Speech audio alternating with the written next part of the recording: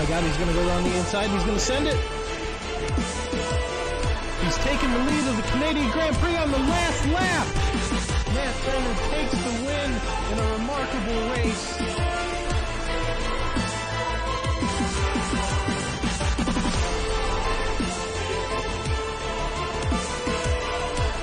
We have teammates coming together. How devastating!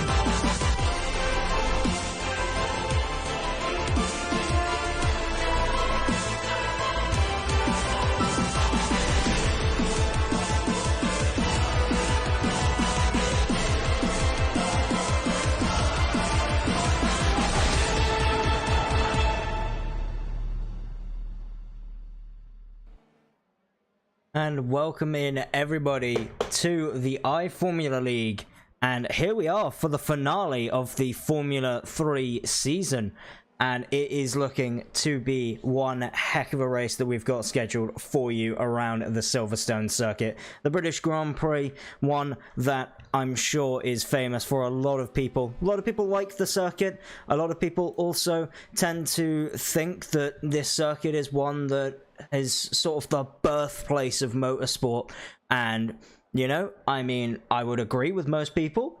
However, you know, there are also debates as to where it really started.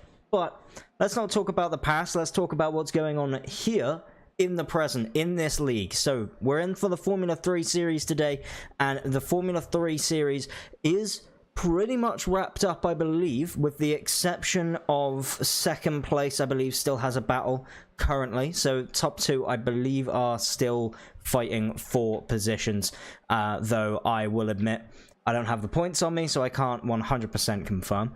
That would be between Frederick Larson and I believe it's Victor Barris's teammate, who would be, is he racing with us today, Antonio Jimenez? Yes, he is. So we have both of them racing today. Obviously, Frederick Larson is looking to be ahead of Antonio Jimenez the best that he can. And Antonio Jimenez is obviously looking to just be ahead of Frederick Larson. And if he can manage that, then second place is locked up and Drive X Esports come home with a 1-2 in the championship. And all things look good as far as that's concerned. Teams Championship is pretty much wrapped up, with the exception of, I believe, a couple spots sort of around sort of 5th to 6th position. However, let us now move on into the qualifying session that we do have. As we can see, the track conditions so far, 70 degrees Fahrenheit in the air, but 96 Fahrenheit on the track. So it is a little bit toasty, probably more so than most people would expect for British weather. Not a single cloud in the sky as well. So nice blue skies, which is something that typically us Brits don't get to see that often. But let's jump on board here with Antonio Jimenez and take a look at the timing sheets as well, as we are 3 minutes currently gone in this session. Just seeing whether or not anyone has actually set a time yet, although I don't think they have. So we are waiting for those first few times to come in. I believe Patrick Olsen for the Team Banana Lime will be our first time on the board, which is a 1:53.248. Now, I did see in practice that Antonio Jimenez did manage to set a 1:51 in practice. Whether or not that's race pace or whether that is just going for it, absolutely nothing left on the table quali pace, we'll have to wait and see. But that is the time to beat so far from Patrick Olsen, a 1:53.25. Now, people are going quicker, as you would expect. Marianne is also one of those people. Brendan Walker doing the same thing with a 1:53.11 and then a 1:53.20 respectively. And this qualifying session, I feel like, is going to set a pretty big sort of precedent going forward as far as this race is concerned. Obviously, the season itself pretty much all but wrapped up. There's a couple of people still battling it out, obviously, for positions. Naturally, you know, these drivers want to finish as high up as possible, prove that maybe they've got the pace to compete with the top guys, and maybe next season, you know, team shake-ups happen, and we'll see what happens as far as that's concerned. But Antonio Jimenez, a little bit squirrely coming out of the second to last corner, but that's not going to stop him putting up a very impressive 151.887. So what I saw earlier, I'd imagine, was that sort of pushing quali pace that we know Jimenez is sort of known for at this point. Let's jump on board with a couple of other people. We'll see where some other people are on their laps. Frederick Larsen obviously being one of those. Currently down on his previous lap in sectors 1, 2, and 3. Up in sector 4 though, and purple in sector 4. Well, if his last lap didn't count, may have had a little bit of a mistake, but going through the final couple of corners, let's see if he can keep it nice and tidy, keep it together, coming through the final corner. And can he beat that 151.887? It doesn't look like it, and it looks like... Oh no, he did get a valid lap in there, a 152.35, so once again, it is looking as though the timing sheets are telling us the story that we've known for a little while now, that these sort of lap times you expect from these top guys, and then you've got a couple of other people like, for example, Mayorga, Marshall, Alberg, all there a little bit further down, a little bit further off, but still having a nice battle amongst themselves.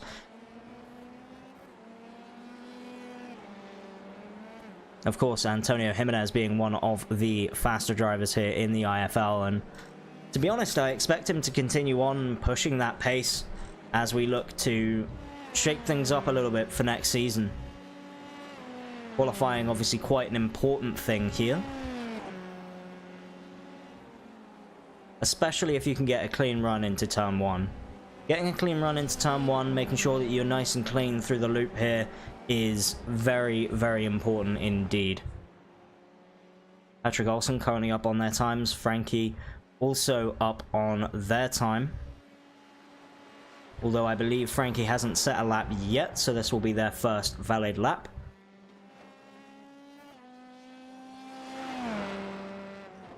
And then Paul as well, currently in 10th position. Paul is, I believe, replacing Joachim Flubman for today for the other Team Banana car, as Halmar Allberg would be the teammate for Flubman, but obviously Flubman today unfortunately couldn't make the race, so that is why we are seeing Paul as a stand-in, and looking to maybe try and pick up some points here for Team Banana late in the season, and prove maybe that they do have something else. They've got something left to give.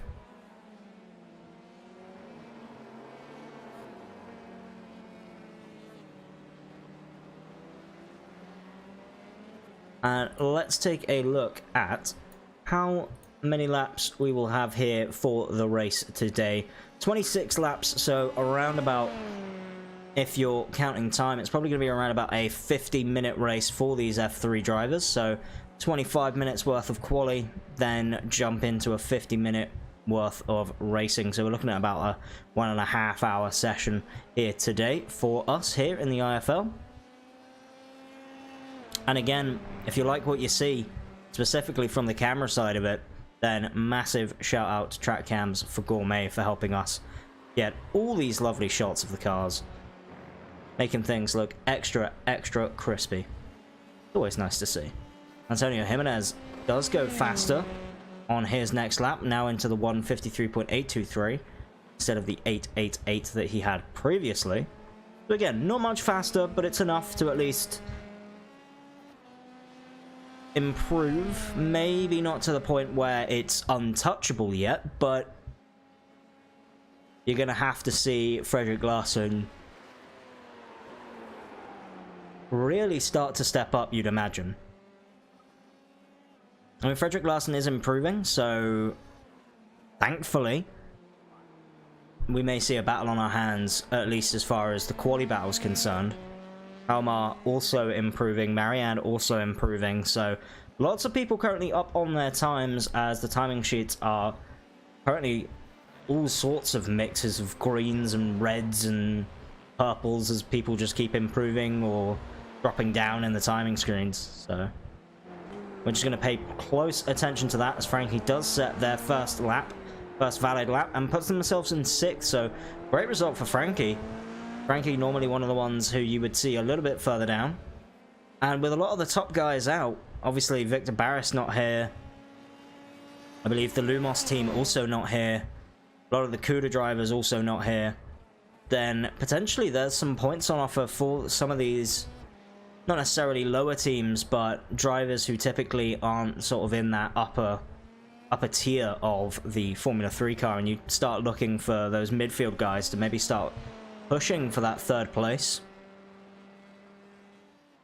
Obviously Vitautas there in fourth, definitely one driver to look towards pushing for that third position, especially considering, you know, it's not necessarily a sprint race. Yes, it's quite short in the grand scheme of things. 26 laps is not that many laps, but 26 laps is still enough to make moves happen, especially around a circuit as open as this. Obviously these F3 cars are quite small, they're quite thin, they're quite narrow cars, so there's a lot of places that you would find that they would normally have some sort of, you know, in, for example, F1. The battling you would see in F1, for the most part, you would see them sort of going side by side is almost a risk through a lot of these corners, whereas with these F3 cars, because they're quite small in comparison, then there's a lot more room to go side by side and give room to other people. So even to the extent of where we may even see some people try and go for the moves up the inside of the Maggots-Beckett's complex, which normally in F1 you would say is just, it's never on as a move, whereas here in the F3 cars, who knows? Maybe it is on.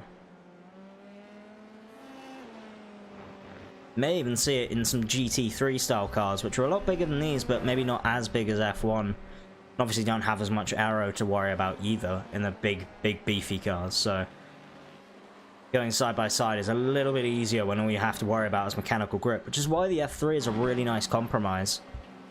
Still has quite a bit of aero considering the car itself, but the mechanical grip is what really gets these cars moving. And speaking of moving, we've got a couple people still improving on their laps. Arturo Mayorga improving on his lap time, and Antonio Jimenez decides that he's going to make himself untouchable and put in a 151.354, which is now basically a second clear of everyone else on the field. Yeah, we may need a steward or some clerk to check Antonio's car, check his settings, make sure everything's all good, because this man is actually unbelievable. Every single week he comes in and he's, yeah, unreal for that DriveX team. Honestly, it's just, it's a whole nother level of car control that he seems to have. It really is. Emmanuel up on his time as well. We'll jump on board, see what he can do through the middle sector. Jumping on board as we head on the run towards Cops. Turn in nice and early. Try and keep to the inside as much as you can. Really, really fast corner that just seems to just keep getting faster and faster as we keep improving the aero of cars in real life. And then here is that Maggots-Beckett's complex. So fast. And as a spectator here in real life, you can get so close to these cars through the Maggots-Beckett's complex. There's a nice spot just on the entry to it where there is a fence that's practically on the track near enough. Like, it is so close that you could probably reach out and touch a car if it was like stood still on the apex of the corner. You could probably reach out and touch it. It is incredible how close you can get to these cars when trackside. Antonio Jimenez has decided he's not done going faster. Decides to do a 151.214 while we're watching Emmanuel try to improve his time. See whether or not Emmanuel can push himself up a few more positions. It does improve to a 53.834, but again, not enough to improve up into P11. Matching times with Arturo, though. Just that last little bit of difference, just straightening out the wheel that little bit earlier. that split second earlier to get on the power that little bit earlier would have been all it would have taken for Emmanuel to get ahead of Arturo. Frederick Larson and Marianne as well for second and third. Two drivers, again, very close to each other on track in terms of lap time. It's something that, obviously, seeing a lot of these newer drivers come in is quite nice to see where they're going in the future, and being able to get their sort of pace later on in the season.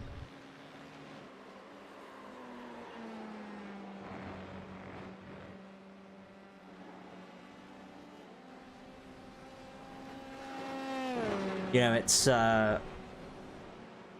it's really, really cool to see sort of these drivers as they start to improve, and you know, for a lot of the ones who started in the first few rounds, seeing their progress going through, and then later on in the season seeing all the new drivers come in who are looking to sort of make a name for themselves before the next season starts, is all stuff that's really, really interesting, and definitely spices things up in a championship, especially late when you've got a lot of new drivers who potentially are trying to take it to the big guys straight away. People like Marianne. You know, Marianne came in and was immediately on pace with everyone else around them, so you know, expect Marianne to do big things next season.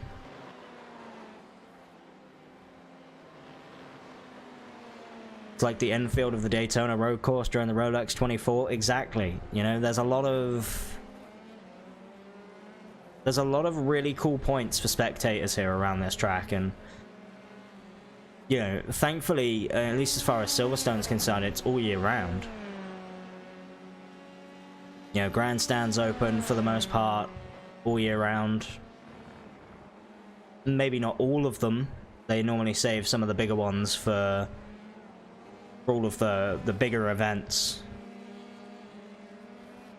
Things like the F1 obviously would get access to all the grandstands, whereas smaller club events maybe not so much. Obviously they're not as big of a draw.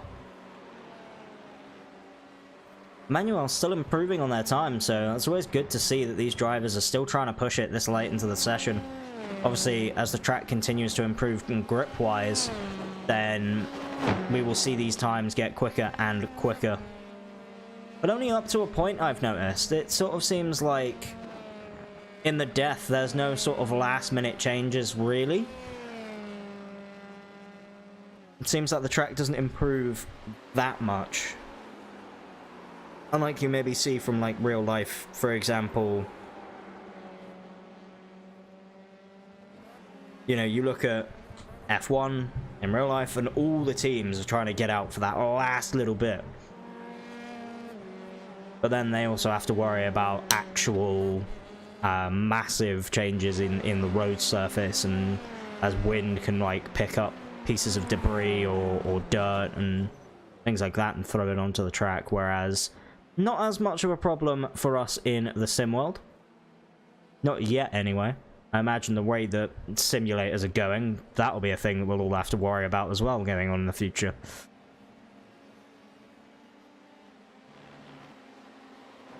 Brandon Walker just coming over the line. Does he improve? I believe he did, but not by enough to overtake Marianne just yet. Puts himself incredibly close to that trio. Larson, Marianne, and then Brandon himself. Got Patrick Olsen also on a potentially slower lap on this one.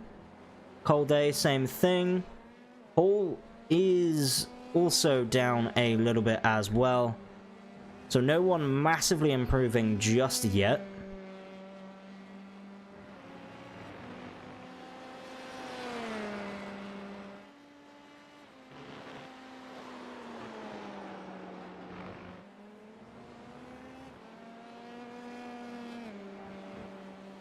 I believe now we're just going to be seeing a couple last minute turnouts. John racing for the same team as I believe Arturo, Blue Frog Racing, which for some reason is not updated on my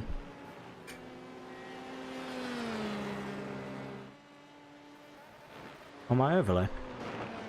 It's a bit annoying. Let me do that now.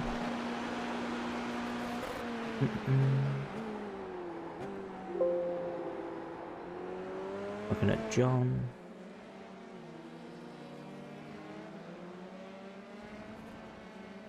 Oh no, he is racing for Blue Frog Racing, just wrong colour. Just fine. Ooh, big crash though. We see the lovely underside of that car. Getting very close up to an F3 car. That's something we may be able to see. You know, if you went to view in real life, that you'd be looking to see these cars super, super close, but maybe not that close. That was a bit of a mistake there from John, but thankfully, again, in real life, you don't have to worry necessarily about all those pesky issues that you'd normally have with, oh, now I've got to repair the car and, you know. What's driver safety in the sim world, am I right? Patrick Olsen is improving on their times through Sector 3 and Sector 4. Potentially, if they keep at the pace that they're going, they may overtake Vitautas for 5th position. With only 3 minutes left of this session and then a 5-minute warm-up afterwards. We'll see how warm these drivers are. As I say, we're getting into the summer periods now, so wonder if these drivers have fans in their room pointing at themselves. Try and cool themselves down. Patrick Olsen didn't go quicker, actually. Was worse off in Sector 5 by a long way.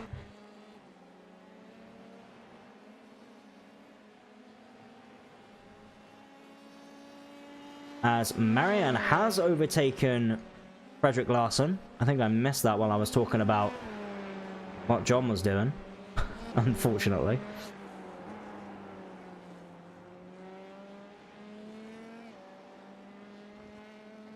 But Marianne now in 2nd place on the grid for now, which is, again, really, really good pace from Marianne. And they improve once again to go even quicker. Finally into the 151s goes Marianne. So same pace now as Antonio Jimenez, which, again, we know Antonio is ridiculously quick. And then Victor Barris decides to come in last minute. Puts his name in the timing sheets. Goes 3rd before Larson improves to knock Barris out of 3rd position. So Larson sees Barris and knows that Barris was on a quick lap and decides, you know what? I'm gonna absolutely send it on this lap. And we'll see if he has enough time for one more. Because I believe this will be sort of the final couple of runs that these drivers will get. We're looking at only a lap now worth of time for anyone who is already about, I'd say about sort of a quarter way around the circuit. You can probably get in one more lap just before the time expires, so end up getting 2 laps there.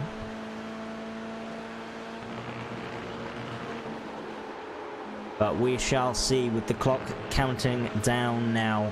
24 minutes of this 25-minute session gone. Vitautas improving. Will Vitautas come through to go quicker? Will Vitautas put himself P5? And no, unfortunately not. Gets on the throttle a little bit too early, and that is him on the grass, and his session is done. Victor Barris looking to improve his time and overtake Frederick Larson, or Marianne as well, and put himself P2 and lock out that front row for Drive X. Going into the final corner here is Victor Barris. Got to be careful of that sausage curb on the exit of the corner. Victor Barris will come home and improve to a 151.909 and lock out the front row once again for Drive X Esports. And again, the Drive X team, absolutely incredible. That team is by far probably one of the best teams we've seen in the IFL. Just in terms of just how they can just rock up and immediately just be on the pace. It is crazy. It is absolutely crazy what they are capable of doing. Paul, unfortunately, not improving his time there at the end of the session, so Paul will stay in P11, and we'll see whether or not Arturo can round us off here with a quick lap and put themselves up any more positions.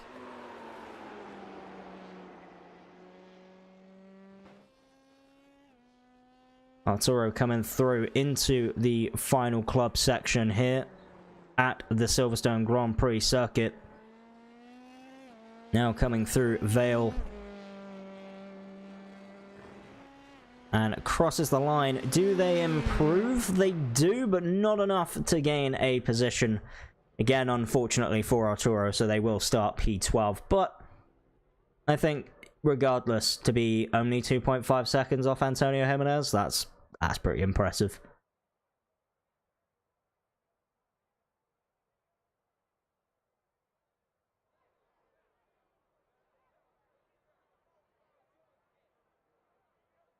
But that will be the qualifying session all done and dusted here from us here in the IFL. Final qualifying session of Season 3, which is a pretty sad thought to think about. No more qualifying sessions after this. Well, I tell a lie. We've got the F1 coming up after.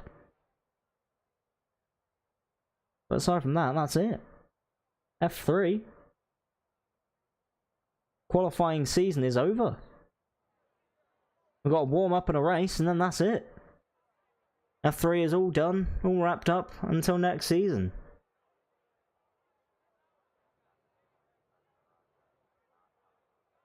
It's always sad when it comes to the end. When the season comes to the end and we're all thinking about what we're gonna do next season, how the drivers are gonna fare, whether or not there'll be any shakeups. Potentially we see Drive X switch out some drivers, although I doubt it. Victor Barris and Antonio Jimenez are probably just like, yeah, no. We're staying. We are staying forever. That will be the team. But here are your qualifying results as it stands. Antonio Jimenez and Victor Barris lock out the front row for Drive X Esports, with Antonio Jimenez taking the pole position honours. Marianne in third place for their privateer team, with Frederick Larson also coming in fourth place. Brendan Walker and Vitaltas will start on row 3 of the grid, with Brendan Walker being ahead of Vitaltas, so taking that inside line. Patrick Olsen and Frankie are going to be in row 4, and then Darius and Cole will round out your top 10 for qualifying. Paul, Arturo, Emmanuel, John, and Nicholas will be the next 5 drivers in that order, with it being quite close there between Paul, Arturo, and Emmanuel. 11th, 12th, and 13th, all separated by 0.2 of a second. And then also 2nd, 3rd, and 4th, all separated by 0.2 of a second. So, battles all over the place here at Silverstone for the iFormula League. Final round of the Formula 3 season.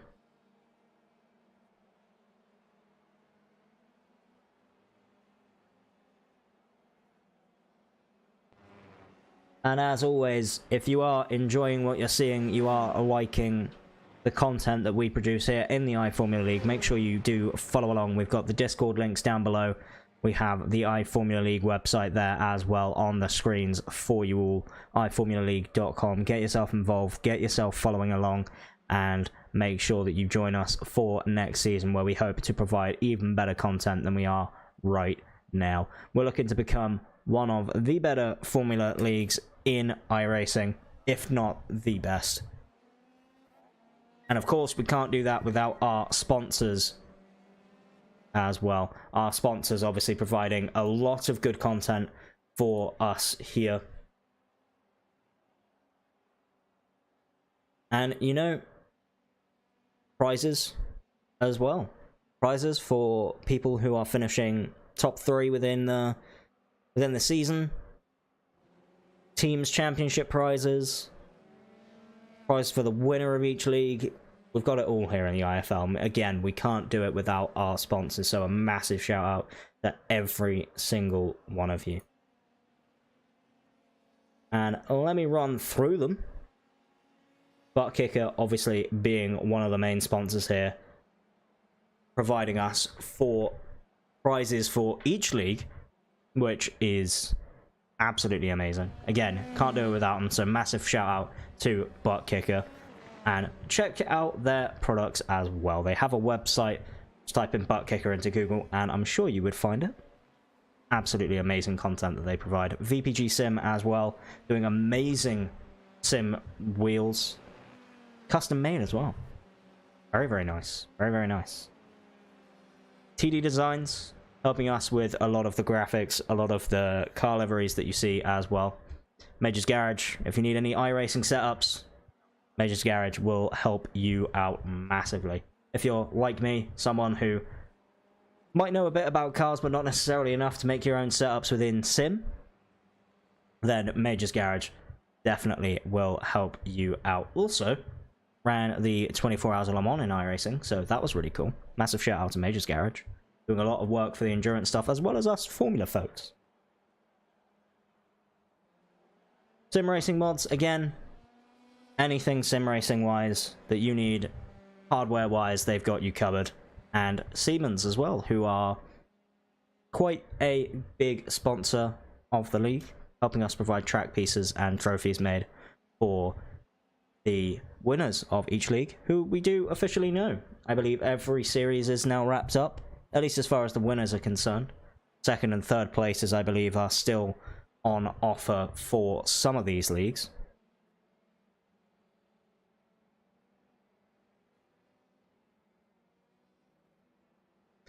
With that all said and done, we are coming up near to the end of the warm-up session.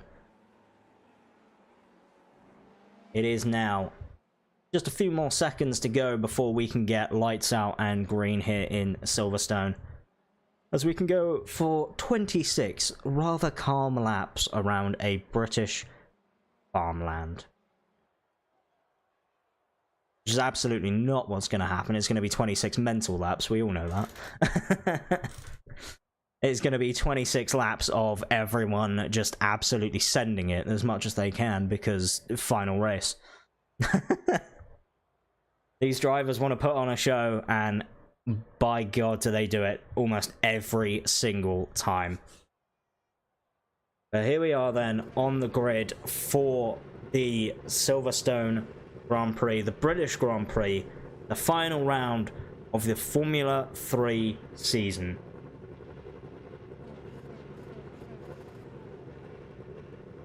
As the revs build and the nerves rise, DriveX are looking to take us away. First and second. Looking to also be first and second here into turn number 1. We've got all those lights out, and we are green here in Silverstone for the British Grand Prix. And it looks like it was a good start from everyone into turn number 1. Looks like everyone gets through nice and clean, but here is where it's going to get a little bit risky. Here into the loop, and Frederick Larson goes for an absolutely gigantic dive bomb there into Victor Barris, and Victor Barris obviously tries to come back here into the loop, and wow, that was very impressive from Frederick Larson to hold that one off. I almost thought those two were going to touch, and there seems to be a couple of other people bidding it in the background. I believe that was Vitaltas there getting it all sorts of wrong. Frederick Larson trying to defend from Victor Barris up the inside line. Is he going to be able to hold off? It looks like he can. Pushes Victor Barris off wide. Now has to try and really compose himself here before we go into Chapel and then into Cops, before we hit the Maggots, Beckett's, S's, which is one of those corners that you need to get right here. We have seen so many people trying to go for a move around the outside here. Max versus Lewis. It's going to be Larson versus Barris, and Larson's doing a great job of defending as a big off there from Darius Rakauskas there in the background as well. Frederick Larsen now having to hold off Victor Barris here through Maggots Beckett, and if he can hold this up, then this is Frederick Larsen gaining 2 positions off the start and in second here on lap number 1 of the British Grand Prix. Frederick Larsen does get it a bit wrong there. Victor Barris is able to come back on him because of it. Maybe Frederick Larsen even picked up a slowdown going so wide on the exit. Marianne was trying to look for a move. Oh no, sorry, that was Brandon Walker picking up a position and trying to look for the move on Frederick Larsen. Catch Frederick Larsen napping a bit as Frederick tries to try and make any sort of move here on Victor Barris, but Victor Barris holding him off quite nicely for now. So, your lead of the race so far is Antonio Jimenez with Frederick Larsen, unfortunately having a massive slowdown penalty there and having to pull all the way to the inside of the circuit, and that's going to mean that Brandon Walker does promote himself into P3, but under pressure from Marianne here as we go into the loop, and Marianne's being pressured from Patrick Olsen as well. So, big battles here for third position. There's 4 cars on track, all trying to fight for the same sort of space, and they almost collided here into the loop. Before we go onto the back straight, the Wellington straight, which I believe, actually, maybe this got renamed to the Lewis Hamilton straight, I can't remember, but it is going to be all guns blazing as Patrick Olsen is trying to defend, I believe, from Frankie, and also trying to go on the offensive of Marianne as well. Marianne doing a great job at doing exactly the same thing, just a little bit further in front, focus on both, defending from the guy behind, but also attacking the car in front. Brandon Walker, ahead of all of this, though, has to keep on track of who is behind him, who's quicker, because it can all change. And while you're thinking about positions that Marianne may be quicker that you're going to have to defend through, now you've got to worry about potentially Patrick Olsen or Frankie being potentially quicker than you in other parts of the circuit that you weren't expecting. So here we go through the Maggots, Beckett's, S's here for lap number 2, and Patrick Olsen gets an insanely good run here through the second part of that S's, I should say, not chicane. And here we go down the back straight, and Patrick Olsen is just gonna sit behind for now as Marianne tries to go the long way around here of Brandon Walker, but Brandon Walker doing a great job of defending, and Marianne's just going to have to sit behind, maybe try and again go for the move through Club and then into Vale, but Brandon Walker goes a little bit too deep there, potentially a move in for the cutback, and Marianne is going to try and look for it, but Brandon Walker just parks it right on the apex, and there's nowhere for Marianne to go, so Marianne's going to have to just sit behind, and they're looking to maybe try and go 3 wide as Patrick Olsen, along with Marianne and Brandon, and unfortunately that means all of them are going to have to back out and leave Brandon a bit more space than otherwise, as Frankie does try and go up the inside of Patrick Olsen. Patrick Olsen just letting that one happen for now, tries to fight back but nothing doing, and Frankie, the number 98, is making moves stick right now. Frankie up 3 positions on the start, and Danny O'Keefe, Frederick Larsen's teammate as well, is absolutely incredible. Danny O'Keefe picking up 9 positions off the start. And that is one that we will have to watch a little bit later, as Frederick Larsen is obviously his teammates trying to make some more moves happen the best that he can. And what this has mean from all of this battling between Brandon Walker, Marianne and Frankie and Patrick Olsen is that Cole Day has now managed to catch up to them all as well. So Cole is doing an amazing job at keeping up with the sort of front runners now, you could argue. Obviously the Drive X guys have done what they normally do and just ran away with it, but these cars here on track battling for 3rd position are not going to let any of them leave. Frankie at the moment attacking with Marianne on Brandon Walker, and maybe they can work together to try and get a double overtake here on Brandon Walker if Brandon isn't careful. Obviously has to worry about the slipstream from all the cars behind. Slipstream very powerful here around Silverstone, so especially in these low powered F3 cars. But Brandon Walker doing a great job at just keeping his line, keeping everything under control, making sure that no one is able to get ahead of him for now. You look a little bit further back, Frankie not able to make any moves work just yet. Patrick Olsen again. Also, all these cars just so close together, but no one's really able to get the upper hand on anyone else ahead of them. So for now, it's just looking like everyone's just going to sit back. Obviously, we do have still another 20, I believe 22 laps left to go.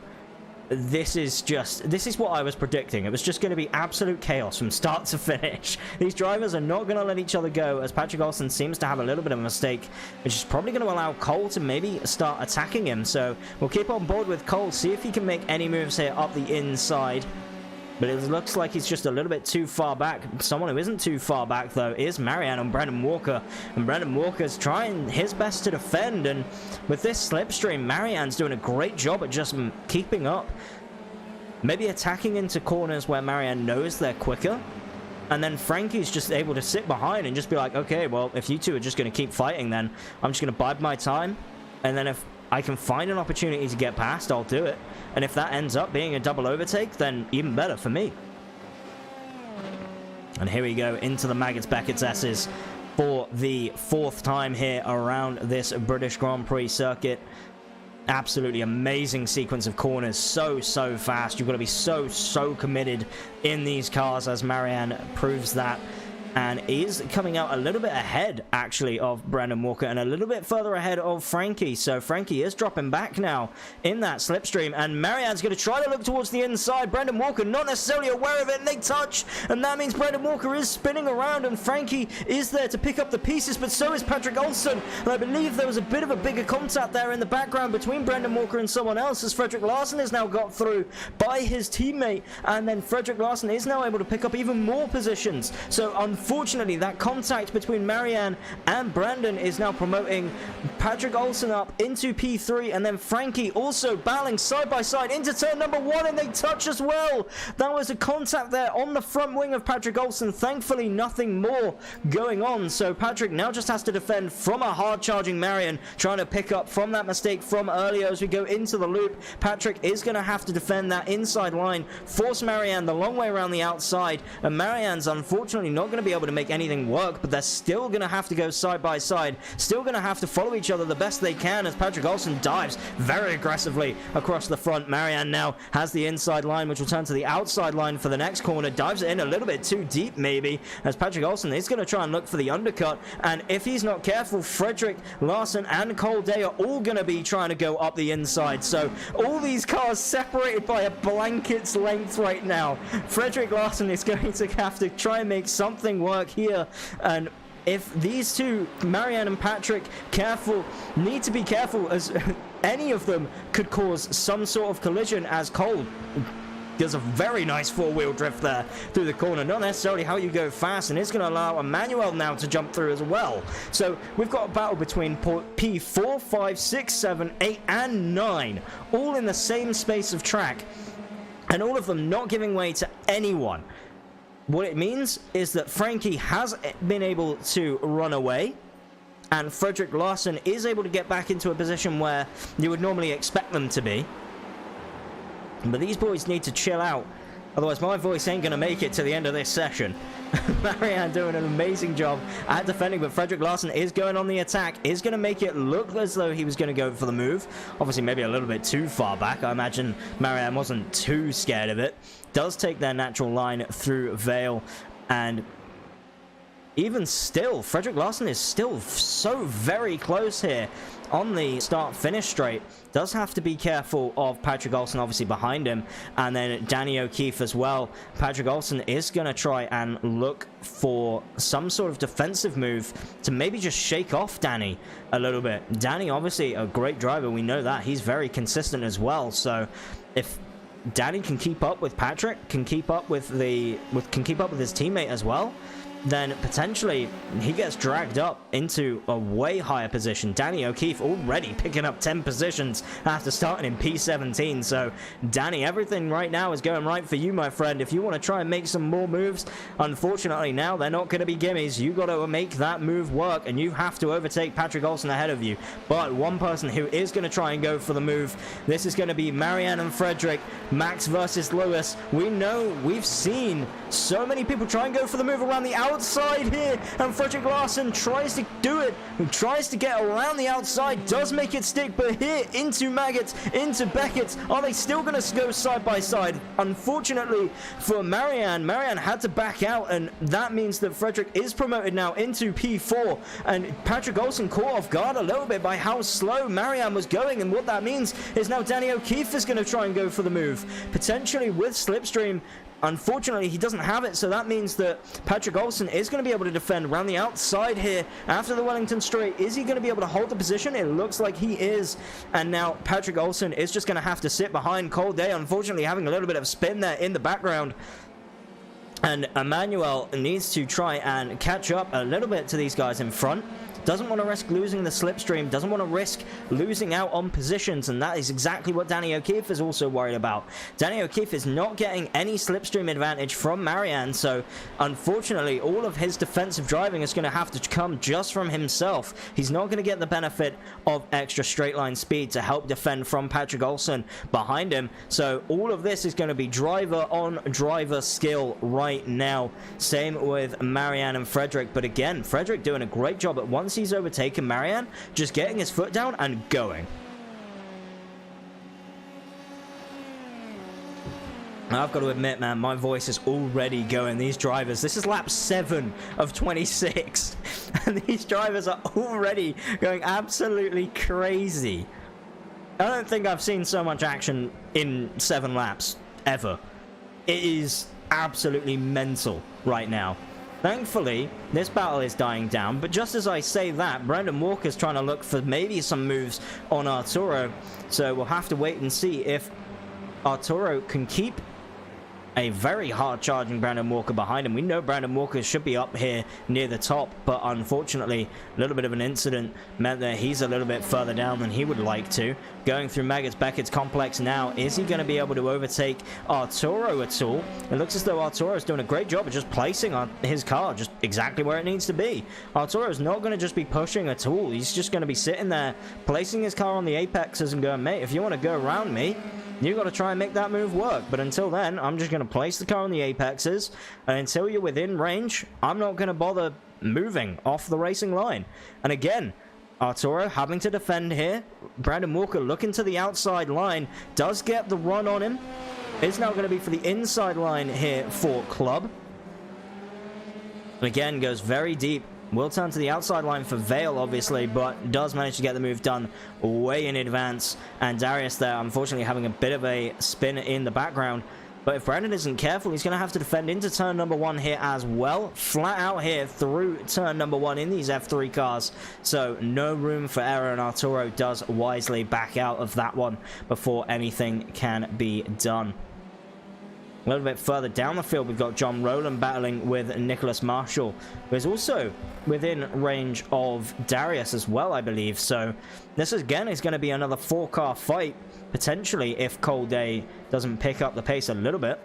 As we see Cold Day there just a little bit further ahead in that orange and black G-Drive looking livery.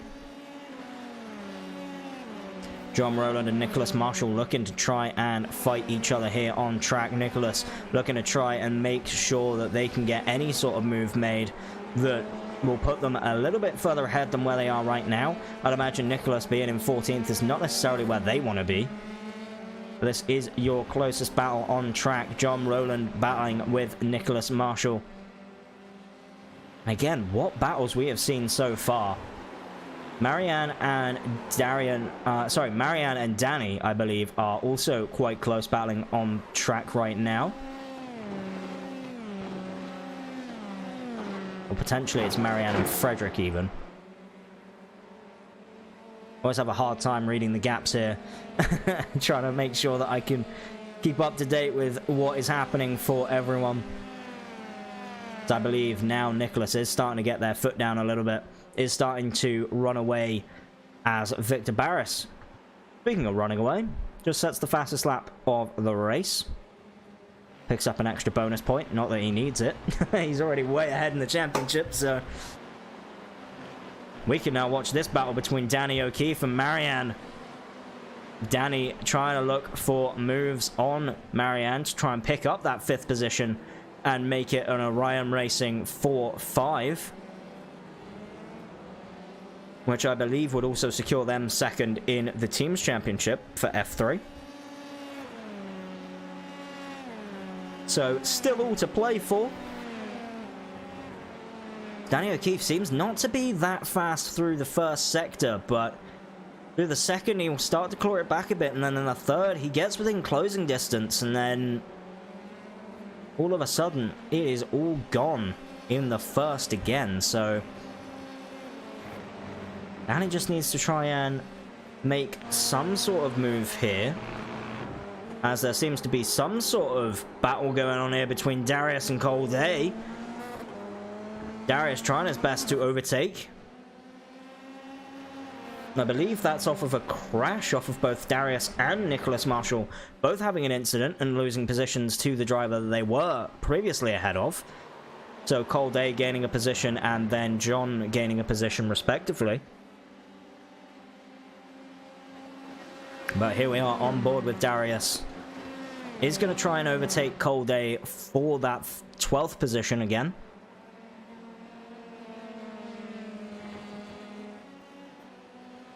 But I believe it's going to be quite difficult. Obviously, Cold Day was battling up with the likes of Marianne, Danny, and Patrick. So, Cole, we know is quick, but maybe just not consistent enough. Maybe has a bit too pointy of a car for himself. And that is where we see the mistakes coming in. A lot of drivers running relatively pointy cars just to see whether or not they can gain some advantage. Obviously, that is what you're trying to look for around Silverstone, is quite a pointy car because of the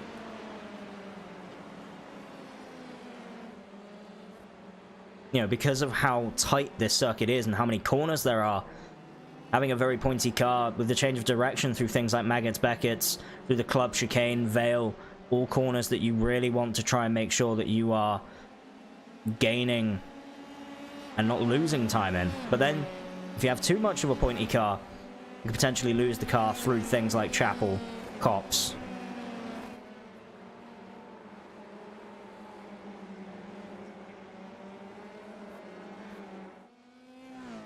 But let's get back on board here with the battle between Danny O'Keefe and Marion. Danny O'Keefe gaining 11 positions so far. We'll see if he can maybe try and gain a few more here. Danny O'Keefe doing an amazing job so far in that number 15 Orion Racing Team livery. And who is that ahead of them? I believe that is one of the Locals Autosports cars. So potentially that is Vitautas ahead of them.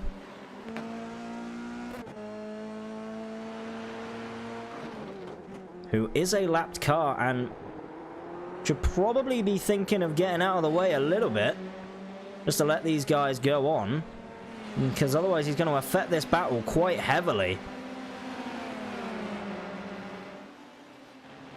And Brandon Walker already into the pits, by the way. So quite an early pit stop, lap 11. Normally you'd expect them to go until, say, lap 13, maybe even later, maybe even lap 15 or 16. So I think on lap 11 is quite interesting. Maybe just seeing a pocket of free air and going for it. As Danny O'Keefe does go up the inside of Marianne. A little bit of a weird situation there. I believe Marianne may have lost it, and then Danny O'Keefe just got the power down and went, okay, if you're not going to take the apex, I'm just going to send it on you. And indeed, that is what Danny O'Keefe is trying to do, but Marianne doing a great job at defending from Danny O'Keefe. We'll see if they can continue to hold it around the outside line. But unfortunately not. Danny O'Keefe now has to drop back a little bit and focus up for the next part of the circuit.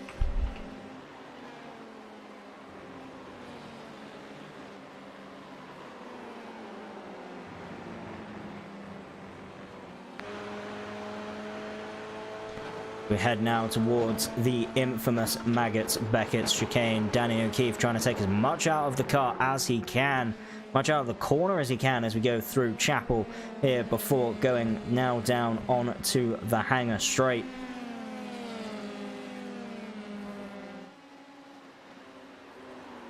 Final corner before Stowe, trying to see whether or not Danny O'Keefe can make some sort of move as Victor Barris is now pushing his teammate a little bit. That gap slowly coming down over the last couple of laps, and Victor Barris doing purples and more purples. Finding he very much likes the color purple. I wonder if we'll see the car color change for next season as well to reflect that. Victor Barris just setting the complete purple car for next season.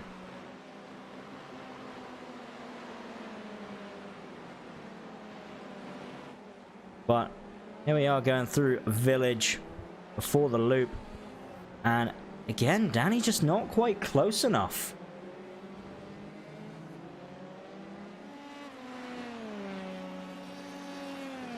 Gonna have to get the welly down the Wellington straight. See whether or not he can find some sort of speed in that car. Needs to see if he can find a different engine mode or something. Because at the moment, it's looking like Marianne is gonna sort of run away with it here.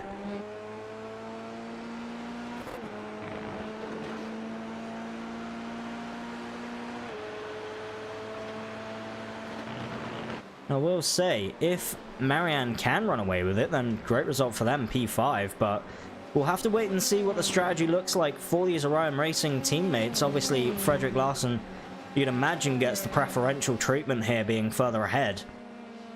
If track position is more of a concern, then maybe Danny O'Keefe pits early, allows them to work out, potentially,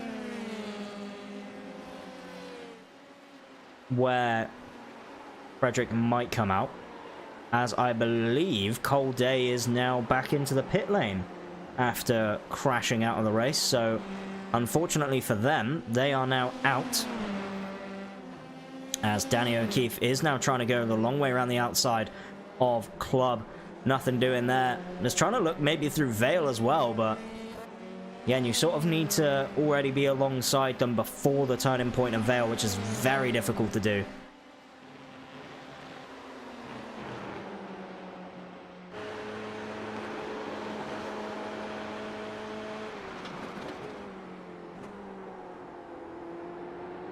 And after Brendan Walker's pit stop, it was a very, very long one.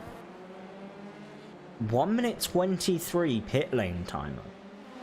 So potentially quite a bit of damage, but actually in the pits itself, he wasn't in the pits for that long. So maybe just a bad pit stop there for Brendan, but that's put him down a long way off the back of everyone else. He's almost a minute off of John Rowland, which is not something that you'd think would necessarily be the case. And here we are jumping on board with the Team Banana stand-in. Paul, we're looking to see whether or not he can make any move on Emmanuel as we go up the straight here before Cops. Unnamed straight so far. We may have to give it a name, as Paul does look to the inside, does take the inside line into Cops, and that is a very lovely move there for Paul to put himself up into P9, doubling his points as he goes into Maggots Beckett, and is now trying to run away the best that he can from the car behind him.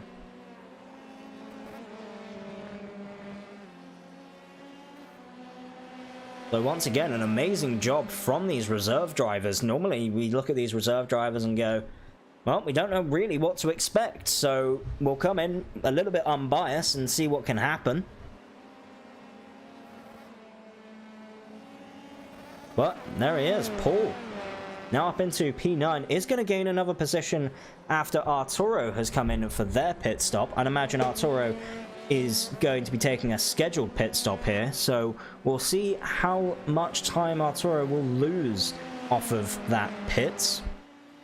As I say, the pit lane in here is a little bit weird, as it can actually gain you a bit of time. Or at least in terms of fastest laps. It actually cuts off part of the circuit, so you gain a little bit on entry, but then obviously going so slow on the exit is where you lose a lot of your time. So you don't actually lose that much in the pit lane here at Silverstone, and Arturo has very much found that with a 7-second pit stop. A little bit further back than where they'd probably like to be, as Emmanuel there gets a massive mistake, almost hits into the back of Paul, but Emmanuel does a great job at avoiding that, and unfortunately has to go a little bit outside track limits to slow that car down and get it back. But here is the battle raging on for 5th position. Still going. Danny O'Keefe trying his best to overtake Marianne, but Marianne again doing a great job of defending. Also, if you're looking for teammates to be setting similar lap times, look no further than the Drive X team. Setting almost the exact same lap time last time round. Absolutely mental. Victor Barris is looking to maybe try and make a move on his teammate, as Frederick Larson does jump up after Frankie has done their pit stop. And if the pace looks good, Frederick is probably going to try and look to extend his pits. And then Paul, of course, is going to be coming out potentially ahead of a couple of these guys who have pit. Especially the likes of Darius Rakauskas. So Frankie is now in P7, came out in P7, about 10 seconds off of Patrick Olsen. So that'll be good for Frederick to know, is that they're going to be coming out probably around about a second behind that. So if they can keep pushing, keep extending the times, then they're going to need to find sort of 11 seconds before they're clear of Olsen, before the pit stop, and then coming out behind their teammate in Danny O'Keefe.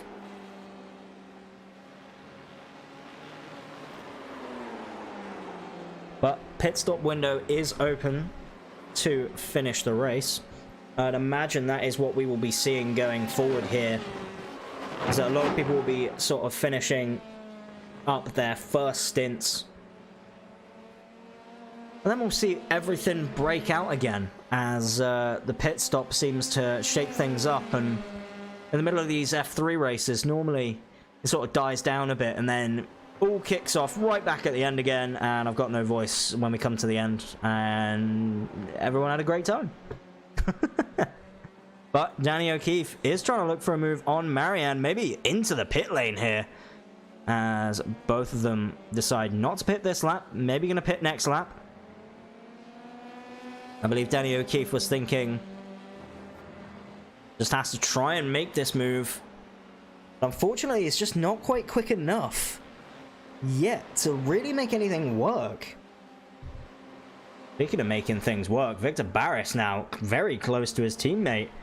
And the leader of the race so far, Antonio Jimenez, as Paul and Emmanuel both come in for their pit stops. Victor Barris rocking the purple accents and Antonio Jimenez rocking the blue accents on the Drive X team. Now, Antonio Jimenez has sort of been able to run away with it a little bit since the start of this race. It's taken 16 laps or so before Victor has shown himself to Antonio and shown that pace. Obviously, has been setting a lot quicker lap times, but now that he's within the dirty air, it's going to be a little bit harder for Victor to make up those positions. And of course, when it comes to the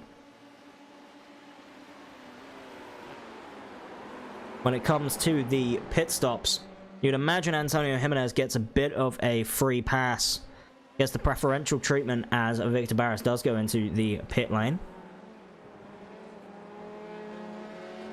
As I say, will seem like he overtakes Antonio Jimenez for now, but of course, going down the straight, that's where you normally find that difference. And that's where those ridiculous lap times come in as well, is that pit lane cuts off so much. You're able to get like 1 minute 50 lap times if you're on for like a 1 minute 50, 51 or a 152. Then you can normally cut off about a second of that going into the pit lane. Obviously you lose quite a bit actually on the stop itself, but it's a weird pit lane here at Silverstone.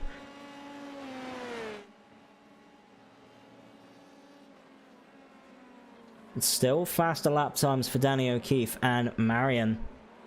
It was still the closest battle on track. Danny, unfortunately, not able to really find anything. Not able to really find any weaknesses. Or at least if he's finding weaknesses, they're probably in about the same positions where he's not as strong. So both of them just have an incredibly similar pace and just not really able to get past each other for now. Nicholas Marshall does come in for their pit stop. So whoever is ahead at the moment, it seems like Victor Barris is ahead in terms of pit stops right now. Is obviously the highest driver up who has indeed pit. And then after that, you'd be looking at Frankie after having pit around about lap 14. Danny O'Keefe a lot closer this time as Marianne gets it all sorts of wrong here through Copse. And going into Maggotts Beckett's, is Danny O'Keefe going to commit to sending it? It doesn't look like he is, so he's just going to hold back for now. So we go into Beckett's, into Chapel. Danny trying his best to make some move work as we now go down the hangar straight before Stowe. Is he going to be able to find that speed, find that outside line? No, it doesn't look like he is, so into Stowe we go. Danny O'Keefe has to follow in, and I believe Marion's coming in for the pit stop this time by, so Danny O'Keefe will continue on for now. Now that he has clean air, maybe thinking he can extend the stints a little bit more, as Frederick Larson has come in as well, so maybe Marianne's pitting on response to Frederick, and Danny O'Keefe obviously cannot pit yet. Has to wait until his teammate is out of the pit lane before he can come in. So it works a bit more like a traditional F1 style pits instead of an endurance style pits, where you could pit both your cars at the same time. And Frederick Larson does come out ahead of Frankie and crucially behind his teammate. Admittedly quite a few seconds off, but even still, that does mean that Frederick Larson is going to be in a nice position now to where, as long as he doesn't make any mistakes, pick up that P3 and finish the season on a little bit of a high note. Let's say Antonio Jimenez seems untouchable today, with Victor Barris also seeming to be in a similar sort of situation. So unfortunately for Frederick Larson, that Orion Racing Team car is not going to be able to go much higher unless, of course, Victor Barris and Antonio Jimenez do some sort of mistake. Potentially battle a little bit too hard between each other, and who knows what might happen.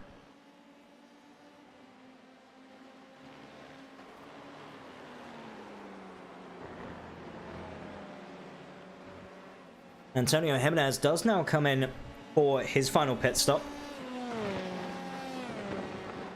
First and final, I should say.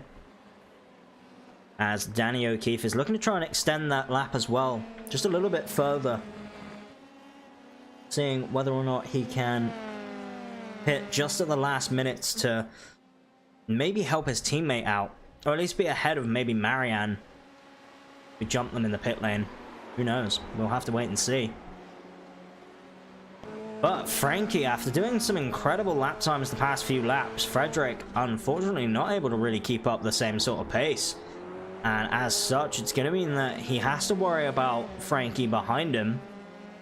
Obviously, Frankie currently 7/10 off and is within viewing distance, so can see that Larson's getting closer, knows that Larson's getting closer, and is going to try his absolute best to push as hard as possible to get that third position.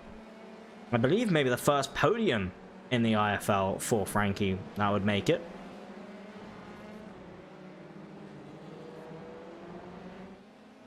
And after that pit stop, Antonio Jimenez actually gained a little bit on his teammate in the pits, so it's always nice to see.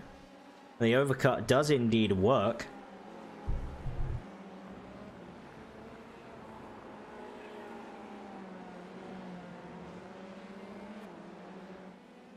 But it's looking like after the pit stops that the order is as follows, with Antonio Jimenez and Victor Barris for the DriveX Esports teams 1 and 2.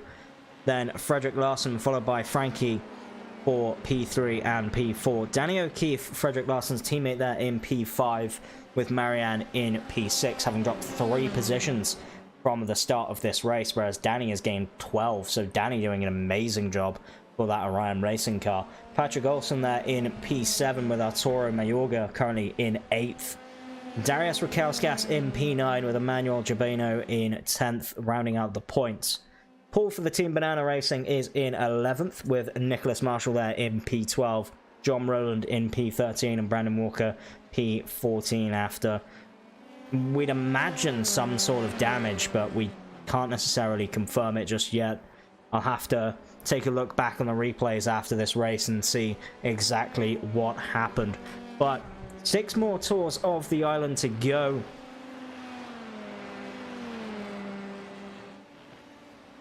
Sorry, I should say 7 more tours of the island to go, as Antonio Jimenez will take us on to lap number 20. We got this one plus 6 more after.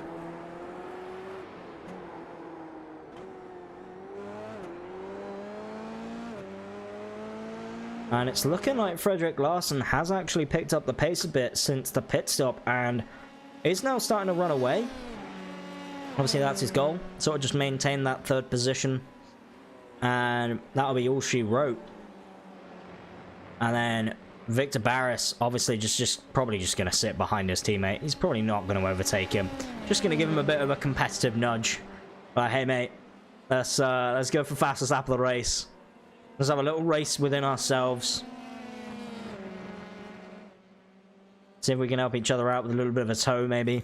You know, we'll swap part way through.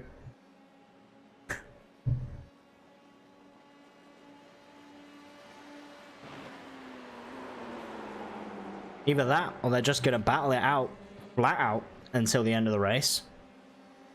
And whoever the quickest driver is, going to hold it. Obviously, us here in the IFL would absolutely love to see Victor Barris versus Antonio Jimenez. Be a great fight. Reminds me of the Rosberg-Hamilton era. What an era that was.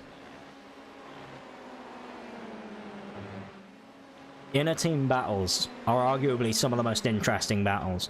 Same machinery. You could argue that everyone here is on the same machinery. At least as far as the car in sim is concerned. But probably similar sort of setups as well, you'd imagine, between the two drivers and the Drive X Esports team. If they find something that works and something that's quick. I'd imagine Barris or Jimenez, whoever found the setup first, was like, hey, you know, try this if you're struggling. Then we can try and, you know, change the setup, make it a little bit better, but here's the baseline.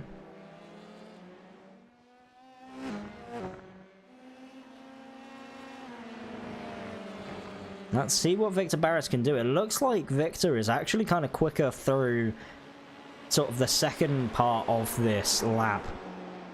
So when we go out of Brooklands and Luffield and then into Cops and Maggots, Beckett's, Chapel, this sort of area of the track, and then Jimenez is much better through the loop. Much better through that sort of first section of the Silverstone circuit. Maybe even slightly quicker through Vale and Club, but we'll have to wait and see as we are going through Stowe right now.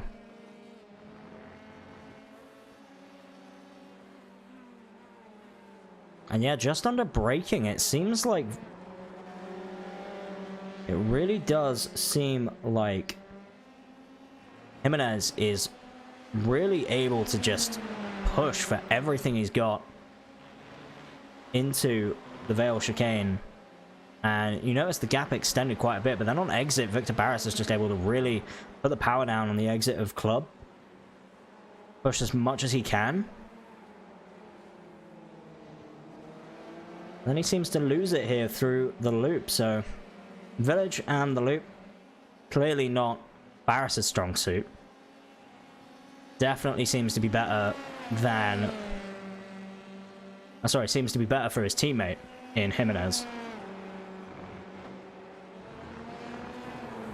But it has a nice ebb and flow, so if Victor Barris is ever close enough to make a move, then he'll have to try and do it in the second part of the corner.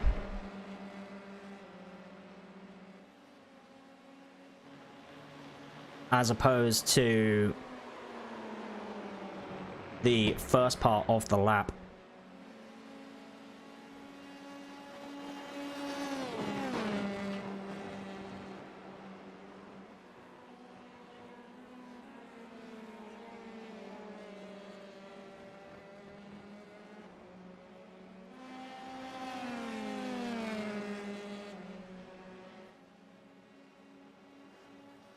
This is going to be your closest battle on track, and to be fair, it looks like most people now are sort of settled in where they are. I don't think we'll see too many moves being made now as... Did I miss the part where Larson got overtaken? I think I did. He crashed last lap, I believe. We'll have to jump on board with Larson and see what happened here. So into the loop we go, and that's him looping it around. And then a little bit of contact there between Frankie and himself, and that was enough for Frankie to get that move done, and is now just going to be storming way ahead.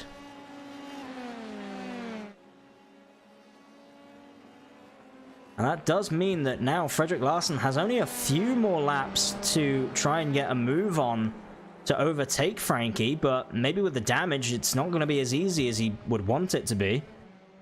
Obviously, the pace between the two of them was pretty similar for the most part of this race, so imagine Fredericks has just cost himself P3 here. And of course, that will mean Antonio Jimenez will take P2 in the Formula 3 Championship, with Victor Barris taking P1 already after, I believe it was Zandvoort, we'd confirmed that.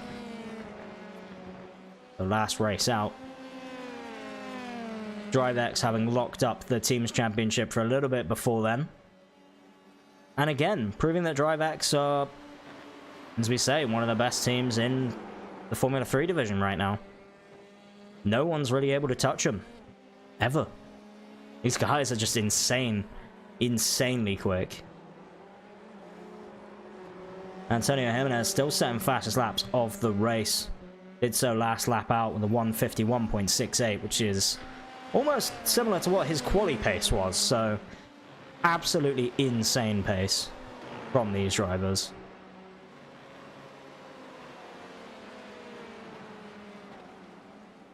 Danny O'Keefe has picked up the pace a little bit as well. Is now within his teammate's slipstream range.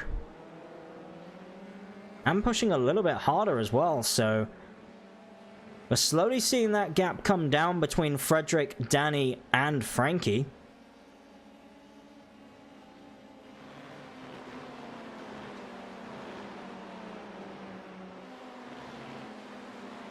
Danny O'Keefe trying to just work with his teammate here to get Frankie right at the end of this race for P3. Maybe even take advantage of the fact that we saw that Frederick had that unfortunate collision on the front end of his car. Maybe damage the front wing a little bit. Maybe Danny takes advantage of that and gets a double overtake here near the end.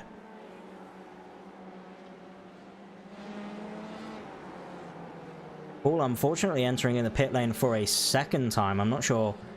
There was a crash that he had the previous lap. Just as I say that, Vitaltas also has a little bit of an incident on his own.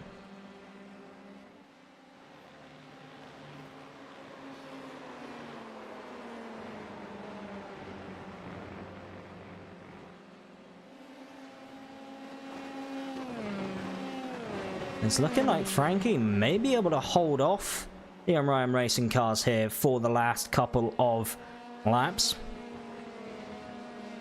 It does need to be aware that they are closing last laps. Almost seconds difference. Danny O'Keefe doing a 151.9 versus the 153.0 for Frankie, so almost 1 second difference there. And that's sort of the pace you're going to need to get this overtake done in the final couple of laps. This lap will seem all too similar between these three drivers, I imagine, as Frankie comes along the line for a 52.3, 52.7 for Frederick, and then a 52.4 for Danny. So very, very, very similar lap times between all three of them. And unfortunately, what that means is that Frederick is not going to be able to get any moves done just yet. He's really going to have to try and push, really going to have to send it for everything he has. And unfortunately, no, Frankie makes a mistake. Same mistake as Frederick Larson, which is what put Frederick behind Frankie in the first place. Similar incident, same corner, and Frankie unfortunately drops down now behind the Orion Racing team. I have to say that's probably a bit of the commentator's curse, unfortunately, as Frederick Larson will now reclaim his third position, but depending on his teammate, he might lose it all over again. This inter-team battle between Frederick and Danny. Now, unless Frederick may have had a slowdown here, because he's letting Danny through. Danny O'Keefe currently gaining 14 positions if the race ends like this. Frederick Larson must have had a slowdown for maybe trying to avoid that incident. Unless Frederick said, well, if the championship's done, and again, another incident from Frederick. Yet another incident, and that's going to allow Frankie straight back through. So Frederick has now made 2 incidents within the past couple of laps, and has now put Danny O'Keefe, his teammate, up there in P3, with Frankie a couple seconds off and Frederick a couple seconds off that. So both of them separated by about 2 seconds each.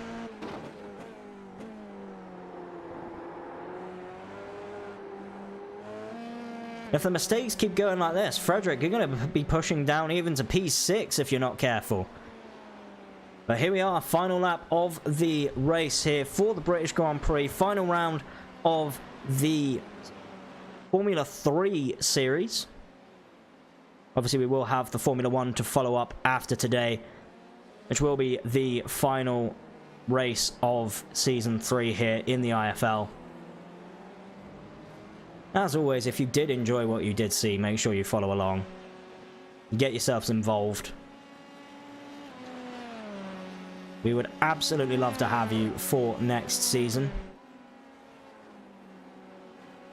And then maybe some last-minute drama here for P8, as Darius Rakauskas is trying to make some moves here on Arturo Mayorga, going into the loop now. Darius just going to hold it clean for now as we go on to the Wellington Straight. And Darius is going to try and use that slipstream to maybe try and make the move here through Luffield and Brooklands. Darius looks towards the outside. Is he able to find any moves just yet? Not just yet. He may try to look towards the inside line, but nothing showing. Arturo, we've seen defend extremely hard from a lot of people. And just place their car just on the apex the entire time, as we see the DriveX team of Jimenez and Barris come through for first and second. But Darius is looking towards the inside here of Cops. Do they touch? No, they do not. That's how you do it, Lewis and Max. Make sure you don't collide into each other there. And going through, Mackett Beckett still side by side. Darius looks to try and get the upper hand, and I believe he has done that before Chapel. So has only 2 or 3 more corners left to defend. Danny O'Keefe comes home in P3 with Frankie in P4. Danny's teammate there in P5, and then Marianne in P6. But Darius Rakauskas trying to defend for P8 here. Has to be careful of the attack from Arturo going into Stowe, then into Vale. I believe that is all she wrote, unless Darius has a mistake here. Knock on wood, hopefully he doesn't. Going through Vale, and he brings home that P8. Great result for him. Great result for Arturo, picking up points, P9. And then we'll see the last couple of drivers coming through to finish out the points. Emmanuel picking up P10. And then Paul picking up P11, provided things go well, and then Brandon Walker picking up P12. Bit of a disappointing result for Brandon. I'm sure he is not particularly happy. after that, but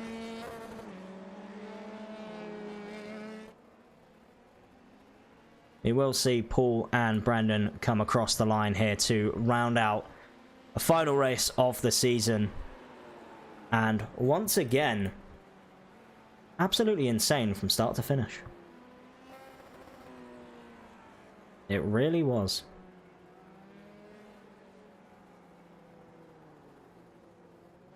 Antonio Jimenez and Victor Barris doing donuts. Rightly deserved. Dominant all season. I believe we have Fatautas joining them. Everyone's doing donuts now. Let's see if I can maybe get this from like a blimp shot.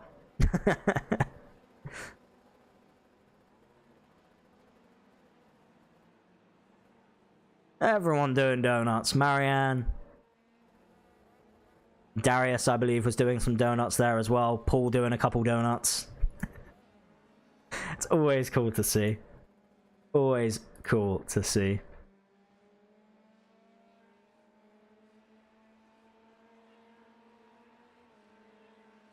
But yeah, that's it.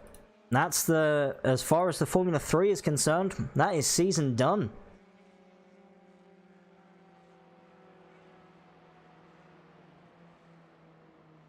We will wait to get the iRacing unofficial results here for the race, with the results being as follows: Antonio Jimenez and Victor Barris winning once again for the DriveX Esports Team 1-2, followed off by Danny O'Keefe rounding out the podium there in P3. Frankie and Frederick picking up P4, P5. Marianne, Patrick, Darius, Arturo, and Emmanuel rounding out your top 10. And we will see if we can obviously get in some interviews here from the drivers, get their last thoughts, see what they thought, and see what they have to say going into next season. But let's hear from our man Victor Barris. We'll get him in for that second place interview. Victor, mate, great job as always, picking up second place. Coming in a little bit late into the qualifying session, but you managed to get the laps together near the end there. But yeah, as always, you know, the DriveX team absolutely putting on a show, proving that they are one of the fastest teams in Formula 3. I mean, that race for you got to round out a great season, right? Oh yeah, thank you very much. It was quite a stressful qualifying for me, as you may imagine. Let's say that we had like a little bit of technical problem that delayed me, and I was in a hurry. In fact, I just came home at that time. I had a traffic jam, and I just wanted to put a lap. It was good enough to be second on the grid. And after that, the race, I mean, the first corners were very exciting. I was expecting a full attack from Frederick. I tried to defend as much as possible to tag him again, just to cover Antonio for its chance for second in the championship. All went good, and stayed there escorting Tony all race long, and yeah, it was very fun race. Yeah, absolutely. And as I say, in terms of the season, you know, it is, for the DriveX guys, it's probably got to be one of the best seasons you guys have had, right? In terms of just sort of being out there and results wise. And obviously, now that the season is over here for us in the F3, obviously the question here now is, are you guys going to make the step up, or are you going to sort of try and sit around F3 if possible and see what people can do going forward? Yes, I mean, first thing, it's, yeah, the season has been perfect for us. It's not probably one of the best seasons. It's the best season for sure. I mean, perfect results for DriveX. And for the next season, honestly, we don't know yet. I mean, as I told you the last race, we liked this championship pretty much. We are a little bit waiting what our manager wants us to do, but I don't know. We will know shortly, because we have to prepare and organize ourselves. But our idea is to stay in, I don't know, if F3 or step up. Probably step up, but don't take it for granted. Well, it would be absolutely really cool to see you guys again next season. But, you know, as always, before I let you go, is there anyone else you want to sort of give a shout out to? Anyone else you want to thank?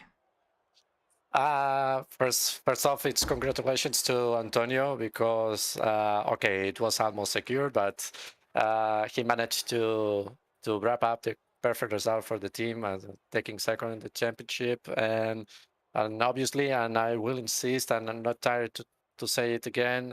Big thank yous to the broadcast team, to you, and all the organization. You have done a magnificent job all season long.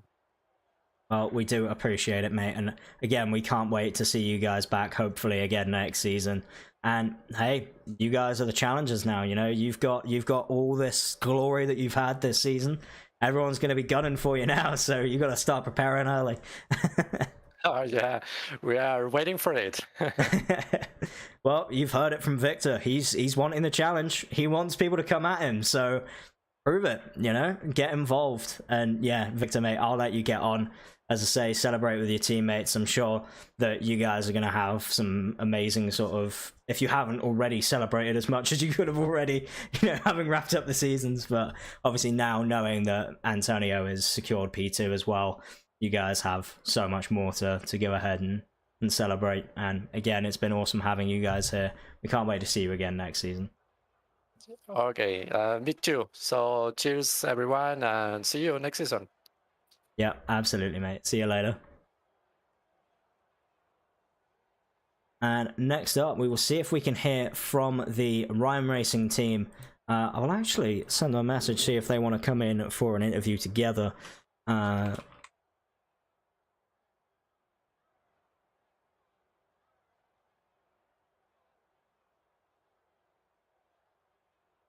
And just see what they say. Obviously, with Danny O'Keefe picking up that P3 was absolutely awesome. So we'll wait and see what they say back. We'll see if we can get an Orion Racing team interview as opposed to a... Although, first off, we'll hear from our race winner, Antonio Jimenez. Hello, Hey, Lisa. Pop in here, all sneaky. But hey, man, that race for you, you know, you did everything right, everything went well. Obviously, you had a bit of pressure from your teammate, but I'd imagine your teammate was doing it more so to push you, make sure that you didn't fall asleep, as opposed to the really sort of like trying to attack. It was more of just like a, you know, let's do it, let's round out the great season that we've had and continue on doing what we're doing. Yeah, oof. I think everything in this race. And yet Victor has shown that he still don't sleep in any centimeter. Yeah. I need in this race I need a few points to finish in P2 and the standing drivers, and I ended up taking the pole and taking the race. And I was very, very focused and determined to get the necessary points to make it. Yeah, no, as I say, yeah, no, you guys rounded out a great season for yourselves, and you know, when it's you guys have been so good through the entire season, to have that relief that you finally have that second place wrapped up must be a great feeling. Yes, it's a great championship, and well, we did it. Yeah, absolutely, you did it. And you know, as I say, I was saying to your teammate as well, obviously you guys, we're looking to maybe try and see you back next season, but who knows, are you guys going to end up sort of going up in the divisions? Are you going to maybe look towards that upper podium, or are you going to look to maybe trying to defend the Formula 3 championship? Yeah, this is the point. As a team, we have an excellent championship, and well, we'll see if the team wants us to continue competing in the IFL, and the regulations allows us to continue fighting in the F3 and defend the F3 and defend the title the next season. We'll see.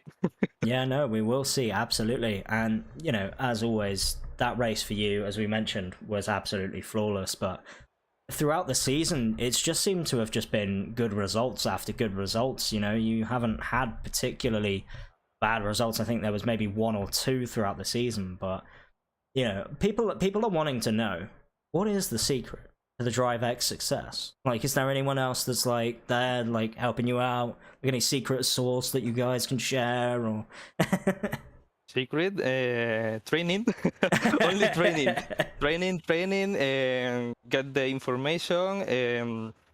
What's the word? Let me see the translator. Sharing Yeah. the information with the teammate, and let's see where are the times, where are the time, where losing Victor, where losing I, and well, where we are the like a Swiss clock. Yeah. But The yeah. only trick is that training and maybe try different setups where see where we're more faster in one sector, another sector. See if this sector is more important for the overtakes or not. Only that. Well, For us is this the secret. you've heard it here from Antonio. The secret is just get out there and practice. Find yourself a teammate, similar sort of pace to you, so you guys can compare laps and see where you're gaining, where you're losing time. You know, that's the secret on how you end up beating the field by 32 seconds almost every race. You know, like. And I have another secret. Oh? Victor don't he don't do it, and I'm doing time trials. Why I'm doing time trials? For doing any incident in the race. Okay, The that's time trial interesting. is do it let that goes times the more faster as you can, and do it any incident for the time. And like I am the champion of the time trial the last season. That's it. Nice. Well, there you go. So don't only practice doing the race pace stuff, also practice your time trial pace. See if you can do it regardless on the setting, you know? That's actually quite cool. You know, knowing that someone else does time trial stuff, that's pretty interesting. But yeah, I mean, mate, as we said, amazing way to round out the season for the DriveX guys, and I'm sure that everyone here in the IFL can't wait to have you guys back. As I say, if everything aligns and we see you all defending for the F3 championship, I mean, it's going to be one hell of a season next season. Yes. Oh, well, my only few words, the next few words, I would like to thank you the team and the league for the great organization, and other drivers for the very good races we have done together this season, and you with the broadcast for spreading a good racers we did together. Yeah, no, it's been an absolute pleasure to watch you guys race all season long, and we can't wait to see more of it next season. So, thank you as well for your absolute insane driving that you put on. It's been awesome to see. Thank you, Alisa. Yes, cheers, mate, and hopefully Cheers. we see you back next season. Yes. We'll see. Yeah. Bye. Cheers, mate. Cool. Next up, we will hear from the Orion Racing team. We will get them both in and get some views on our third place man, Danny O'Keefe. Hey, Danny, great result from yourself. As I say, third place. Maybe one that was, as I say, starting from the back of the grid, maybe one that was a little bit unexpected, but well deserved. You know, your pace was absolutely incredible all race long. How did you feel it went? Yeah, thanks for that. Yeah, it was good. Started, like you said, starting from last and finishing third wasn't really expected, but I'll take it nonetheless. Got helped along the way with a few spinners in front of me, but I like Silverstone, so it always helps to I suppose find a bit more pace when you like the track. Yeah, no, absolutely. And as I say, I think this season for yourself has been one of definite improvement. You know, we've seen you be sort of when you first came in, you know, we were around that midfield, then improving and improving every single time you go out, and I'm sure having a teammate like Larson has helped massively, right? To so close together on track usually all the time, so being able to see that improvement in both of you to try and take on those Drive X guys, you know, that upper tier that we see is really cool. And yeah, I mean, the improvement has been absolutely amazing, and I'm sure you guys are pretty proud of how the season went, right? Yeah, obviously Freddie did a great job all season. Yeah, it's rare, I suppose, we get to race each other at the same time. So that was good. That was fun. It's a pity it was the last race that we only got to race each other. But yeah, some of the other races, I suppose it was got a bit unlucky on some of them probably, but generally Freddie was much quicker all season long. So yeah, it was a bit of improvement, and finishing off the season with a podium is good. Yeah, no, absolutely. I mean, in terms of the team itself, obviously, you know, it's yourself and Frederick. Is there anyone else sort of behind the scenes that helped? Yeah, some of the other F3 drivers, and of course Eli as well. So I was there for getting setups and helping out and stuff as well. So yeah, there's a good team vibe with us, which is always good. Makes it more enjoyable as well when you've got a group of people, I suppose, working for the same goal. Yeah, no, absolutely. As I say, it's really cool to see that sort of team atmosphere, and as you said, the drivers coming together as well to help each other out. That's also, and really provides a really nice sort of community atmosphere. And yeah, I mean, as I say, we can't wait to see you guys back again next season if you're, you know, looking to return and maybe try and take the fight to the Drive X guys next season. See if you can maybe finish a little bit higher up than you were this season and battling up even better. Yeah, that might be a bit ambitious, but should we give it a go anyway? Well, hey, look, the only way is up, right? You know, if you aim for the stars and you miss, well, at least you're aiming high enough, you know? Exactly. That's it. But yes. Anyway, mate, is there anyone else you sort of want to give a shout out to? Anyone else you want to sort of thank before we let you go? No, like you said, I suppose it's the team, and I suppose especially Freddie as well. Always good for good teammate to have. So yeah, all good. Well, Danny, amazing result from yourself picking up that P3. Obviously picked up the most positions in the race, starting from near the back of the grid. So another amazing result for yourself. And as I say, we'll let you go off, celebrate, get yourself some champagne popping, and, you know, hopefully we'll see you back next season. Yeah, good stuff. Thanks. Cheers, mate. And last but not least, we will hear from Frederick Larson, get his views on a couple of the incidents that we had, as well as a couple of other results that's gone his way, just to get a general overview on the last little bit of the season. And that'll wrap it up here for the IFL. But Frederick, mate, a little bit unlucky near the end. A couple of spins, a couple of mistakes, but overall, I think, from a season standpoint, you must be pretty proud with how you've done, right? Yeah, P3, that's always nice to get. I was hoping for P1, but then the Drive X guys sort of turned up, and then I was I can't say that word on the stream, but I was pretty effed. Yeah. Yeah, absolutely. But, you know, I mean, in general, from your standpoint from the season, I mean, you've had ups and downs, but overall, I think more ups than downs. Yeah, this race, though, was definitely a down.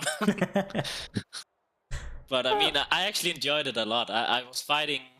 I mean, I got a slowdown on the first lap, and then I had to let the entire field pass me, basically, on the start-finish straight. But it was actually incredibly fun to just fight them. Yeah, no, it was great to watch as well. I had a feeling that it was a slowdown on the first lap as you sort of went to the inside and just let everyone by, and then for the rest of it, it was just seeing you just fight your way through the field, and there was about sort of, at one point, I believe it was 6 cars all battling for the same position on track at one point. It was absolutely mental. But yeah. As I say, just like keeping up with all of that action is just insane. And as a driver, I imagine it's almost got to be a pretty similar result, right? Like in terms of, yeah, you're trying to focus on just going ahead, but also trying to focus on what's happening behind you as well, I imagine can sometimes, you know, throw you off. Obviously, you've been in you've been in situations where you've had to both attack and defend, and do you have sort of any like tips for anyone who may be struggling with it? I don't, I don't know. I mean, usually, I know if I'm a bit more quicker than the guy behind me, I usually don't even look behind me and just focus on the guy in front, basically. And then it's up to the guy behind me not to hit me. Yeah. I mean, it might be kind of risky and kind of a bit of a jerk move to do, but usually if there's some guy behind me that I know I'm half a second quicker than, and there's a guy right in front of me as well, I'm only focusing on the guy in front. Also, I mean, I do look after if he dive bombed me or something like that, but I mean, normally, you know, the guys, I mean, you can always tell how they are driving from when you are behind them, so you kind of know what they're gonna do. Yeah, basically. no. As I say, there's that old saying, isn't it, of look to where you want to go, not necessarily looking backwards. And I think it definitely applies, you know, when you're put in that situation where potentially the people who you are battling with, the car behind may be about the same pace as you, but the car in front, obviously that's where your focus should go, you know. And I think that's a good point to for a lot of people, is just focus on where you want to go. If you start focusing in the mirrors, guess where you're going? You're going backwards, you know? Yeah. But I was so annoyed by the first lap because I really wanted to like challenge Jimenez for the win, but I knew that I had to do it on the first lap, otherwise he would just be gone. Yep. And I did manage to get past Paris, but then I made a mistake in Corps, I think it was. And that was also when I got the slowdown penalty, so it was just bad, basically. I thought you may have picked it up through Maggot's Beckett's, not necessarily Cops, and that's why you slowed down on the exit on the hangar straight. And but hey, I mean, you know, sometimes it happens, and as you said, you had to be aggressive off the start, and you were, you know, into the village corner and into the loop. You were battling tooth and nail with Victor Barris, and it was great to see. But yeah, just unfortunately, that little bit of a mistake, as I say, was just let it down. And hey, I mean, regardless, it was a good result. You know, you were battling near the end there as well, making things a little bit interesting. And again, one thing that I did want to ask actually was that when your teammate, you and him swapped positions, was that due to a slowdown as well, or was that due to sort of like you were letting him through to gain third? Oh, that was the second time when I let him through. We did it twice. Oh, okay. Yeah, it was basically. I mean, my tires were basically gone, and he was faster than me, and I had, I think it was 14 penalty points. So I knew that if I just did something stupid again, I would have a drive. It's better to just let him go. Yeah. And he also deserved it, like going from last to third. And it was all on pace. I mean, I would have spun anyway. I spun when I was behind him. So he would have gotten the position anyway. But hey, I mean, regardless, you know, your teammate did an amazing job. You know, as a team, you guys have done really well this season. And as I say, we cannot wait to see you guys back next season if you are going to continue on. And as I say, we hope to see you back. You know, we absolutely love the community that we have here, and you guys in the F3 also seem so close as well, so it's really, really cool to see. And having you guys back would be an absolute pleasure. And hopefully some more good results for yourself later on in the season. Yeah, hopefully. But, as I say, I will let you go and, you know, celebrate with Danny if you want to, or, you know, just relax and zone out after the race as well. But, I mean, as I say... We're both gonna celebrate with doing the Formula 1 race later here, so... okay, yeah, fair enough. But yeah, mate, before I let you go, is there anyone else you sort of want to thank? Anyone else you want to give a shout out to? Well, I mean, shout out to the Drive X guys. They are insanely quick. So yeah, shout out to them, and obviously want to thank the team and thank Danny for being such a good teammate. I mean, I really appreciate when people turn up to these things and get points every weekend, and Danny has been incredibly consistent. also just he had some real life event just before this race and just managed to get into the session here. So Phew. he is committed, and I like that. Yeah, no, absolutely. That's what we absolutely love to see. So shout out to Danny for that then. Yeah. Almost missing the race, but still managing to get in last minute. Wow. Yeah, that is incredible. And yeah, as we say, we want to, as I say, give a massive shout out to all the drivers as well. You guys have made it an absolutely fantastic season. And in terms of the F3, this is the best season we've ever had in the IFL. Probably, if this continues like it's going, next season's going to be even more mental. So we want to have absolutely amazing, we just want to have some amazing battles going forward. But Frederick, mate, I'll let you go. As always, thank you for hanging out, and it's always a pleasure to get to talk to you all. It's nice. We like talking to the drivers here. Yeah, I mean the Formula 3 drivers are generally very good guys. Like I really enjoy talking with them in the chat as well, and all that.